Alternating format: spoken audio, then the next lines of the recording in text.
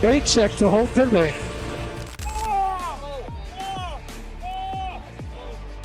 What we just witnessed in Melbourne didn't just shake up the Australian Grand Prix.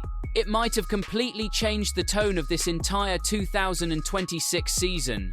And the wild part, that's only half the story, because while one driver just made history in a way Formula One has literally never seen before, there's already tension building behind the scenes. Real tension, the kind that turns a rivalry into something much, much bigger.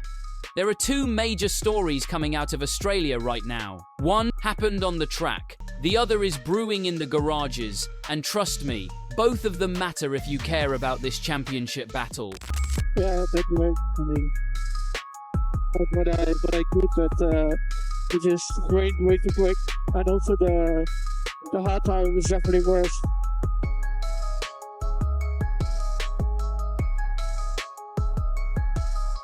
Thanks, Max. We take the P20 to P6. However, Verstappen was not happy in Melbourne. I mean, Verstappen has not hidden his strong dislike for the 2026 rules, and that's because of the battery management situation. And in Melbourne, Verstappen called on the FIA to improve. A Verstappen comeback from the back of the grid, a cheating accusation so serious it can't be ignored, and a four-time world champion who just hinted he might walk away from the sport he loves. If you're a real F1 fan who lives for this stuff every single week, hit that like button right now. Subscribe to F1 Rapid, we're pushing toward 5,000 subscribers, and let's get into it.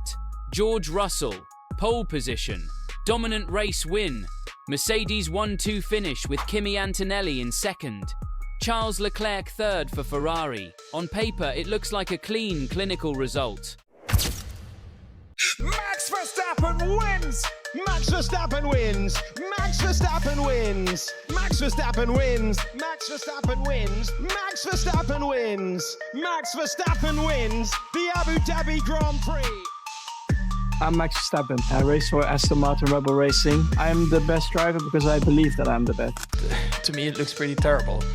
I mean, if you go flat out on the straight in Monza and like, I don't know what it is, like 400 or 500 before 400 before the end of the straight, you have to downshift flat out because that's faster. I think that's not the way forward. That's the worst, one of the worst tracks. But for me, yeah, the problem is, it looks like it's gonna be an ice competition. Like, so whoever has the strongest engine will have a big benefit. But I don't think that should be the intention of Formula One, because then you will start a massive development war again, and it will become quite expensive to find probably a few horsepower here and there. I think it actually should be opposite. Plus, the cars probably have a lot less drag, so it will be even harder to overtake on the straight. And then I think, yeah, you have the active aerodynamics, which you can't control. They control it, well, it will be, I don't know, the system will control it for you, which then I think makes it very awkward to drive, because I prefer to control it myself. Of course, when you're behind someone, maybe you need more front or more rear, you know, these kind of things. If the system starts to control that for you, I don't think that's the right way forward. Plus, the weight is going up again, so we have to seriously look at this, because I mean, the 26 is not that far away, and at the moment, to me, it looks very bad from all the numbers and what I see from the data already. So it's not something I'm very excited about at the moment.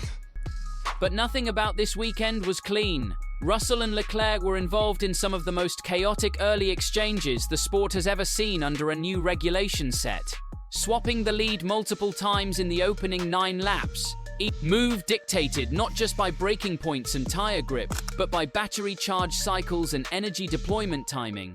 Leclerc famously described the boost system over team radio as like the mushroom in Mario Kart. And that might sound like a joke, but technically, it's exactly right. When drivers hit the boost button, they release the full 750 kilowatt output of the hybrid system.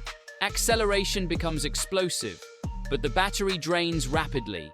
And the moment it's empty, the driver who attacked becomes a sitting duck. That's why their battle produced 7 lead changes in 9 laps. Each move wasn't just about braking later, it was about timing energy deployment to the millisecond.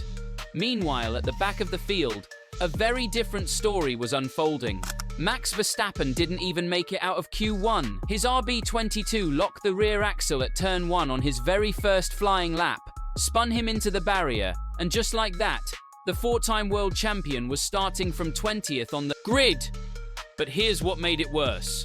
On the formation lap, Verstappen's battery mysteriously drained completely.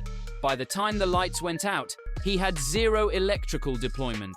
He launched from the grid on combustion power alone, in a formula where nearly 50% of performance depends on the electrical side. "I had no battery," he said afterward. "Somehow on the formation lap, it drained all the battery. I launched and I had zero battery. No power, basically."